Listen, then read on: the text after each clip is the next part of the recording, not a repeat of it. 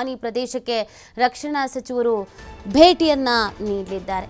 ಪರಿಸ್ಥಿತಿಯನ್ನ ಅವಲೋಕಿಸಲಿರುವಂತಹ ರಕ್ಷಣಾ ಸಚಿವ ರಾಜನಾಥ್ ಸಿಂಗ್ ಅಧಿಕಾರಿಗಳಿಂದ ಮಾಹಿತಿಯನ್ನ ಪಡೆದುಕೊಳ್ಳಲಿದ್ದಾರೆ. ಸಚಿವರು ಬಳಿಕ ಅಧಿಕಾರಿಗಳೊಂದಿಗೆ ರಾಜನಾಥ್ ಸಿಂಗ್ ಸಭೆಯನ್ನ ಮಾಡಲಿದ್ದಾರೆ.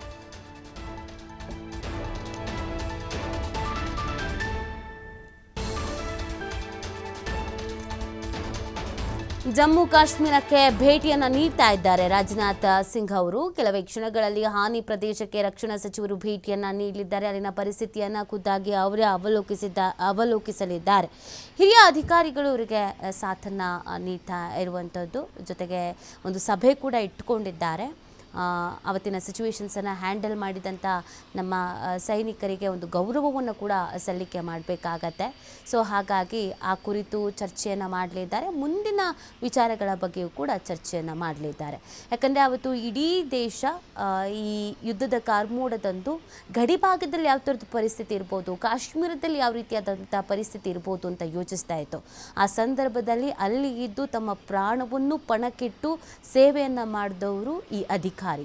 ಹಾಗಾಗಿ ಅವರೆಲ್ಲರಿಗೂ ಒಂದು ಅಭಿನಂದನೆಯನ್ನು ಕೂಡ ಸಲ್ಲಿಕೆ ಮಾಡಬೇಕಾಗಿತ್ತು, ಗೌರವ ಸಲ್ಲಿಕೆ ಮಾಡಬೇಕಾಗಿತ್ತು, ಅವರನ್ನು ಉದ್ದೇಶಿಸಿ ಮಾತನಾಡಬೇಕಾಗಿತ್ತು. ಹಾಗಾಗಿ ಈ ಒಂದು ಭೇಟಿ, ಜೊತೆಗೆ ಅಲ್ಲಿ ಹಾನಿಗೊಳಗಾದಂಥ ಪ್ರದೇಶಗಳು ಯಾವ್ಯಾವಿದ್ವು ಅವುಗಳನ್ನು ಅವಲೋಕಿಸುವ, ಸ್ಥಿತಿಗಳ ಬಗ್ಗೆ ಮಾಹಿತಿ ಪಡ್ಕೊಳ್ಳುವ, ಅಲ್ಲಿನ ಜನರ ಬಗ್ಗೆ, ಅಲ್ಲಿನ ಹಾನಿಗೊಳಗಾದ ಪ್ರದೇಶಗಳ ಬಗ್ಗೆ ಮಾಹಿತಿಯನ್ನು ಕಲೆ ಹಾಕುವಂಥ ನಿಟ್ಟಿನಲ್ಲಿ, ಮಾಹಿತಿಯನ್ನು ಪಡ್ಕೊಳ್ಳುವಂಥ ನಿಟ್ಟಿನಲ್ಲಿ ರಕ್ಷಣಾ ಸಚಿವರು ಭೇಟಿಯನ್ನು ನೀಡಿರೋದು.